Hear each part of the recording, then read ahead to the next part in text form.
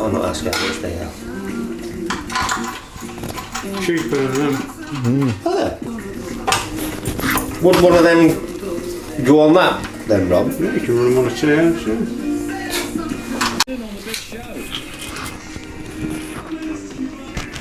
Yeah, it fits like a glove, that, doesn't it?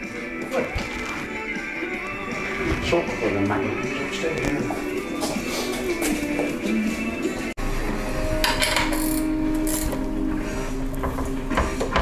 That's why the tiger this week, don't we? Survivors.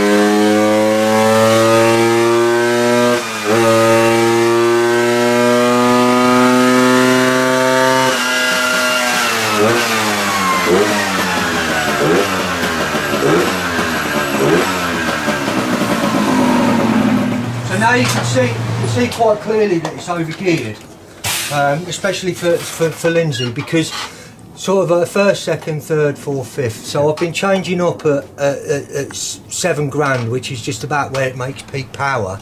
So it's doing 70 mile an hour in fourth gear at peak power. Yeah. Do you see what I mean? So the reality of it is that's why when you go from fourth to fifth, it's sort of like wah, wah, and it don't really feel like it's propelling you forwards.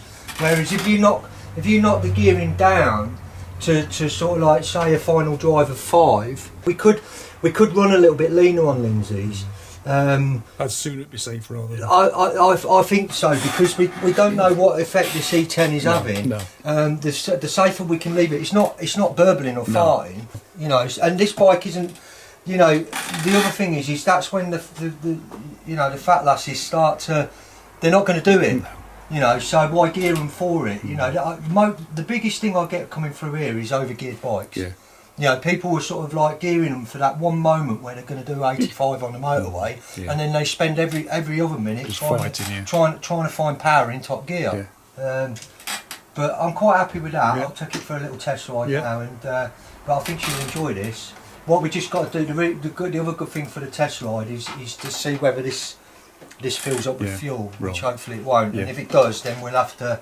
I think the mid-range is fine, but just on main jet, I think she's going to spend most of her time sort of between half and three-quarter throttle anyway. Yeah.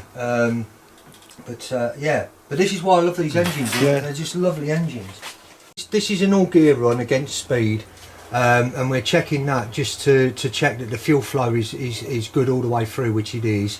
But it also gives you a real good indication as to whether the bike's geared properly or not. So this has got the AF close 5 gearbox in with 1847, and that gives a final drive ratio of 4.8 in 5th gear, which is here. So what we can actually see from that is that that's a little bit tall for this bike, because if you rev the bike out in 4th gear, you'll actually achieve about 75 mile an hour in 8,000 revs, and at peak power, which is just shy of 7 grand, it's producing just about 70 mile an hour in 4th. There's only so much power available, and also how fast are you actually going to go. So if you change up from 4th to 5th at 70 mile an hour, as I have been doing on the dyno, then you find that 5th gear is pushing on from 70 mile an hour, and then starts to run out at speed about 80 mile an hour, but the bike hasn't got the power on the road to do it. So if we shorten the gearing down to something like about a final drive ratio of 5, which we think if you put a 17-tooth front sprocket in, that should make this part here, and it'll also pep up first, second, third along the way as well, because it feels a little slightly flat on the road. There's more. The engine's got more in it. It's just it's slightly overgeared.